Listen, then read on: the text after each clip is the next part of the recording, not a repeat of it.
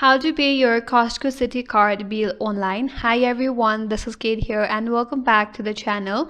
And on today's video, we will learn how we can pay Costco City Card bill online. So without further delay, let's get started. First of all, you have to head over to Citi's website. For that, open up a browser, then on the search bar, type in citi.com. That's gonna take you to the official website, or you could also open up the Citi mobile application. Head over to sign on at the top right corner. Now you have to enter your user ID and password, then tap on sign on. Once you're logged in, click or tap on pay bills or make a payment from your dashboard. Then select Costco Anywhere Visa Card as your payment account. Now you have two options, whether you want to do bank transfer or a debit card. So according to your preferred choice, you could choose one from there.